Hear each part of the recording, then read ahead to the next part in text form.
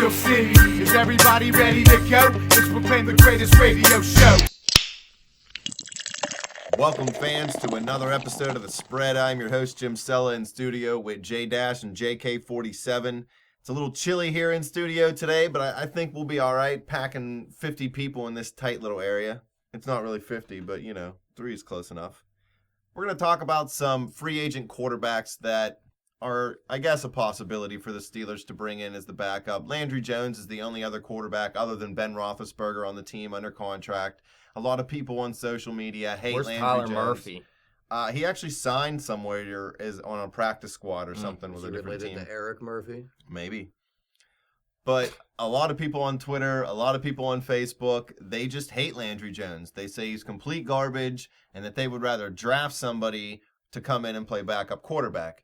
Well, newsflash, guys, if you draft somebody who's never been in the system before, they're probably going to be even worse than what Landry Jones played. Yeah. So, at the point where we are, we don't even have a 5th or 6th round pick, and we're not going to use 1st, 2nd, 3rd, or 4th on a quarterback right now. We need to win now. Those players need to contribute now, even if it's only on special teams.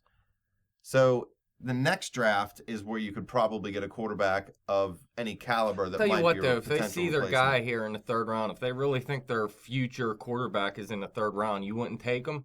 I don't see a future quarterback in the 3rd round. You know what I mean? We don't. Obviously, we don't see it, but who knows what they see, man? I guess, but I just don't think that. I there get aren't it. too You many, don't want to do it, but if I'm he's taking a there, quarterback in the if you first think round. Big Ben's... If they think their guy's there, but That's what I'm saying. it's a weak quarterback class, and we just need help to win now. They took that luxury pick with Jones in the 4th round, I thought, a couple years ago when we didn't need to waste a pick on a quarterback. We could have got a guy that contributed. Antonio Brown was a 6th-round pick, so I don't want to hear that you can't find skill players late. So I thought Landry Jones was even a wasted pick at that point because Ben was how young? That was 4 years ago. What's Ben have left on his contract? 4 years? Yeah. Okay, the longer you wait, the scarier it gets, because let's say, in the next 3 years, you don't find him either. What if it's just like this and he's just not there? Then there's going to be a couple years where you don't have a quarterback. As soon as you think your quarterback's there, I say take him. I agree. I just don't think the draft is this year for us. I completely agree. Just like you just said, we need players to win right now, especially with all the help we need in the secondary. Right. Not to mention we could always use help shoring up our defensive line. Now, everybody's worried about the salary cap, and we kind of talked about it already once earlier this week, or earlier last week. Nobody really knows what it is. We've seen reports of $9 million under, $6 million under, $2.5 million over. I think it is $2.5 million over. That the cap's going to go up to like $155 million from $143 million this year. They obviously are going to restructure a bunch of contracts and whatnot. But bottom line is, when you have a franchise quarterback like Ben Roethlisberger, who makes $20 million a year, you can only allocate so much money to your backup quarterback. You just can't spend that much money on a position and still be competitive. So we got to think in the ways that the team is going to think. Landry Jones is due to make less than $1 million. I think it's like $775,000 this year. That's a pretty cheap backup quarterback. We've been looking down this list of free agent quarterbacks. Chad Henne's current average salary has been $4 million a year. Drew Stanton's has been $2.73 million a year. Even Bruce Gradkowski was costing him $1.65 million a year. So those are some high numbers for some of these journeyman guys that, yes, are better than Landry Jones, but at this point, the way the Steelers are cap strapped, it's just harder to bring those guys in, especially since then they, again, don't know the system. We've seen what happened when they brought Vic in. When Gradkowski went down, they panicked a little bit. They didn't believe in Landry. They brought in Vic. He tried to play, albeit he didn't play completely horrible. He also didn't play very good. But the thing is, Landry Jones knew the system, and he didn't play much better. So, oh, yeah, I agree. I really, really want an upgrade over Landry Jones. But you're right, man. It's just a backup quarterback. If you lose Big Ben, chances are you're not going to play much better than 500 when he's out anyway. So the Bengals are a rare exception. They got lucky with A.J. McCarron. The Broncos with Brock Osweiler, he was I think a 3rd-round pick years ago, so that guy's been sitting there for a while. It's not like they just hurry up and pick that guy up and then he took over for Manning and played well. That was somebody they groomed. So the Steelers, it was a swing and miss on Landry Jones as far as a draft pick, and now they're kind of paying the price for it. But a couple guys that are free agents, these are the guys that the Steelers have no shot at, really. Sam Bradford, Ryan Fitzpatrick, Brock Osweiler, Kirk Cousins. Although I did just read right before we went on the air that Cousins' contract talks have stalled with Washington, and he might get franchise tagged. I'm not saying that he has a chance to come to Pittsburgh. I just thought that was an interesting tidbit. But Fitzpatrick's going back to the Jets. Osweiler's going to the Broncos. And Bradford, nobody knows where he's going to go. He's going to make more money than what the backup. Steelers are willing to pay to him. Chad Henne, he's probably going to make more as well, I would have to believe. Yeah, his average current salary has been $4 million. It's going to go down, I would guess. Right. But it's not going to be the $1 million that the Steelers are willing to pay. Now, Drew Stanton is one of the guys that interests me a lot. He's a pretty good backup quarterback. We've seen him play well for Arizona and Bruce Arians 2 years ago when Carson Palmer went down. His current average salary has been around $2.73 million. If you could fit him under the cap at maybe like a 1.75 or even a $2 million even, if you really believe that he's a guy that could come in and play well enough for a short stretch if Roethlisberger went down, I wouldn't be opposed to that, but that's going to be a hard guy to squeeze under the cap. Yeah, I think Arizona would be smart to re-sign him, really, unless they're going to draft a quarterback. I agree, because Stanton is a little bit younger than Palmer, and say Palmer, Gets plays hurt. 1 or 2 more years, or gets hurt, he could still play well and he knows the system. 47, what do you think about Tavares Jackson or Matt Castle? I personally think Tavares Jackson is complete garbage. I wouldn't even want him as a backup. No, me neither. I mean, my obvious choice right there is Matt Castle. I mean, at least he has a little bit of a track record for success in the league. I mean, he's capable of coming in, starting a few games for you, and at least... He almost took New England to the playoffs. Yeah, Almost. I like experience from my backup quarterback, to tell you the truth. If Gradkowski could even be the guy. If he's healthy, I have no problem with Gradkowski either, to tell you the truth. But Castle, he's a great choice too, if you can get him cheap enough, obviously. But I don't want these Tavares Jacksons, guys that never really did anything at any point in the league. There's no reason to bring those guys in. Like Landry Jones, he's never done anything. What about Snake McCoy, 47? I Snake know you love McCoy. him. Would you bring him in as your backup? Absolutely not. Colt McCoy is who we are talking about. Yeah, I call him Snake. Yes. Colt's just a sissy name. Jimmy Clausen's out there. I say no on him. See, Luke McCown, no. I'm a big no on Jimmy Clausen. Yeah. A couple interesting guys who didn't make a lot You of money. say no on Jimmy Clausen if he came in? That's Yeah. not terrible. I never It's liked Jimmy Clausen worse than even in terrible. college. Yeah, Come on. Something about that guy. Listen, he stepped in for, who was it, Cutler? And played, I mean, he wasn't great or anything, but he played like a decent backup at least. Maybe he played better than Landry Jones. I don't have their stats, but there's something about the guy I don't like. It just makes me want to punch him in his It's face. freaking Santa Clausen, dude. I mean, yeah, it is Santa Clausen, but just because you have a good nickname doesn't mean I want you on the team. I'm telling you, man, he's one of the better backups that we're naming here. Well, I'll put it to you this way. Outside of your guys in green there. Snake McCoy could be the Terminator, and I still wouldn't want him on the team. And I love the Terminator. It's just great. Luke McCown, what's he making? He made about $1 million. Garbage.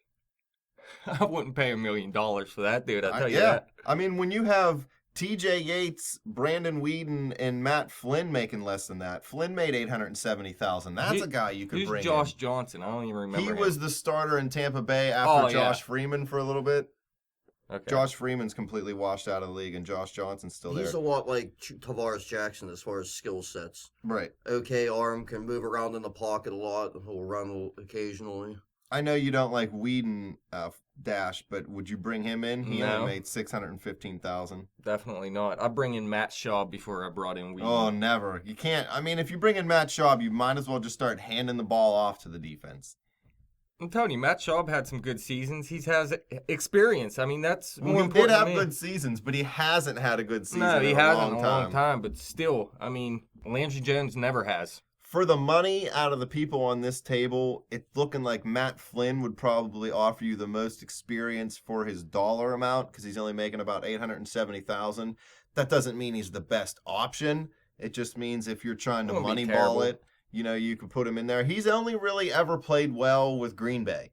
Right. He parlayed a really good one game, I think it was, in Green Bay when Aaron Rodgers was hurt for like the last game. Hasselbeck He threw would for be cool. 400 and something yards. He got signed by Seattle. I'm pretty sure it was the year they drafted Russell Wilson, and then he lost the competition in camp to Russell Wilson. No Hasselbeck. No, much he's too money. old. Especially for the amount he was making, $3 million. I'll tell you what, though. I mean, Yeah, if you could bring him in for $1 million, though, man, I'd take him as my backup as well. he did a serviceable job in Indy. Yeah. And I think the Steelers' offense is better than Indy's offense, minus the quarterbacks, you know what I mean? And with the quarterbacks, obviously, too. But still, Matt Hasselbeck, I think he could have more success with Pittsburgh than he would with Indy. So out of these guys, who would you want to bring in if you could get him? Just say you could get him for the right price. Who would be your first pick? Not the guys in green, because we know they're not coming. Maybe Matt Castle. That's what I was going to be my pick. I'd have to say Castle, maybe. I mean, I wouldn't mind seeing Hasselbeck Me as our neither. backup, actually. I'm bringing in Drew Stanton. I was big on that guy coming out of Michigan State. I always thought that he could be a serviceable journeyman guy or spot starters for teams. And maybe even if you put him in the right situation, play well for stretches. And you did see him play well with Arizona. So I would really like to see that guy come in if you could squeeze him in under the cap. He's a veteran guy. He knows what it means to be a backup quarterback. There's not going to be that controversy of, oh, is he going to take over for Ben? Like just some of think these idiots start He's talking kind of about. too young to get paid too little. You know what I mean? I know you said disregard prices, but I think Drew Stanton, he is going to make a little bit more than most of these backups just because he's still young. And like you said, he had some upside with Arizona. When Carson Palmer went down, I mean, Stanton came in and just kept winning. Everybody's a no on Joe Webb. Nobody Yeah. wants the quarterback turn wide receiver, turn quarterback, turn special teamer quarterback guy. No Webb. No Webb. He has Cordell Stewart written all over him. Case Keenum. No. Nah. Matthew Pat McGloin. No. That's it. Those are all the free agent QBs. Well, how about T.J. Yates? What It's do a you think thin about crop. him? I would take TJ Yates at the right price. He's not Mm. terrible. He led Houston to the playoffs when Schaub got hurt one year. He didn't play great, but he's a game manager. He's not the most accurate guy in the world, but I don't know. He's a bigger guy. Well, I mean, he'd be Kirk stepping. Cousins is on this list. That dude's going to get paid. Well, like I said, contract talks have stalled between him and Washington right now, and the article I read said they have no scheduled talks in the future. He is probably going to get tagged at least for the moment, and then the talks will continue after that. I wouldn't mind getting tagged if I was him. Yeah, it's going to be around $20 million a year. Yeah, so he's set up for $20 the rest of his million a life year for this Kirk next season. Cousins. In reality, say he gets tagged this year at $20 million, and then they can't come up with a deal. They can tag him again next year, but it's like at least a 10 or 20% increase. So then he's making, almost $30 million because the high average is going to go up again. He could parlay 3 years. You can be tagged 3 years in a row, I believe, and Thought it was almost two, make but maybe three. $60 million, over the next 3 years if he plays well enough. So that's where his bottom is. So he negotiates Yeah, for $20 million. listen, up. he could wash out this season and still be rich. Right. That's his play, though. He did it. He got that one good year. Look at Rob Johnson. Remember him? So I'm going to say the Pittsburgh Steelers end up having Landry Jones as their backup quarterback. Yeah, after the whole segment, it's still going to be Landry, I believe. They maybe draft somebody. If they get a 7th-round compensatory pick, like I read they might, maybe they take a flyer on somebody that they think that could be, but I doubt it.